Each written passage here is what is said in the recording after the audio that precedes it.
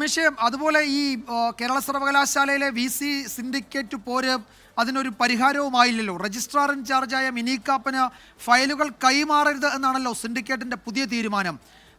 അതിൽ ഇപ്പോൾ ഈ തർക്കം അവിടെ തുടരുന്നുണ്ട്. എന്താണ് അതിൽ VCയുടെ സമീപനം? ഏതെങ്കിലും തരത്തിൽ മാറ്റമുണ്ടോ അദ്ദേഹത്തിന്റെ മുൻനിലപാടിൽ?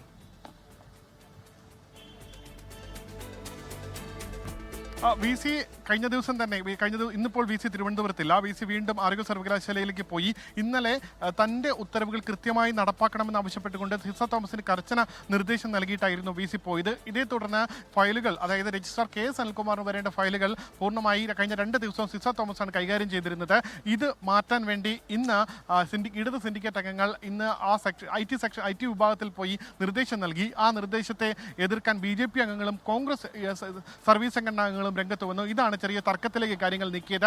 അതിനുശേഷം തുടർന്ന് ചില നിയമനങ്ങളുമായി ബന്ധപ്പെട്ടുള്ള ഇന്റർവ്യൂ ഉണ്ടായിരുന്നു. അത് ഇടത് സിൻഡിക്കേറ്റ് അംഗങ്ങളടക്കം പങ്കെടുക്കുന്ന ഇന്റർവ്യൂ ആണ്. ആ ഇന്റർവ്യൂവിൽ കോൺഗ്രസ് സർവീസ് സംഘടനാ പ്രവർത്തകരെത്തി അലങ്കോലപ്പെടുത്തി എന്നുള്ള ആരോപണമുണ്ട്. എന്തായാലും കോൺഗ്രസ് സർവീസ് സംഘടനാ പ്രവർത്തകരും BJP സർവീസ് സംഘടനാ പ്രവർത്തകരും VCയുടെ തീരുമാനത്തിനൊപ്പം നിൽക്കുകയും ഇടത് സർവീസ് സംഘടനാ പ്രവർത്തകരും ഇടത് സിൻഡിക്കേറ്റ് അംഗങ്ങളും VCക്കെതിരെ നിൽക്കുന്ന കാഴ്ചയാണ് ഇപ്പോൾ സർവകലാശാലയിലുള്ളത്. എന്തായാലും ഫയൽ മൂവ്മെന്റ് വീണ്ടും രജിസ്ട്രാർ KS അനിൽകുമാറിന് നൽകാനുള്ള ശ്രമമാണ് ഇടത് സിൻഡിക്കേറ്റ് അംഗങ്ങൾ നടത്തുന്നത്. വിജയകുമാർ.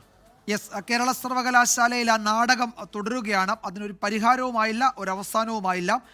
സിൻഡിക്കേറ്റിന്റെ നിലപാടിലും VCയുടെ സ്റ്റാൻഡിലും ഉറച്ചു നിൽക്കുകയാണ്. അപ്പോൾ ആരും വിട്ടുവീഴ്ചയ്ക്ക് തയ്യാറാകുന്നുമില്ല. പ്രശ്നം അതേ നിലയിൽ തുടരുന്നു. ഉമേഷ് ബാലകൃഷ്ണനാണ് വിവരങ്ങൾ നൽകിയത്.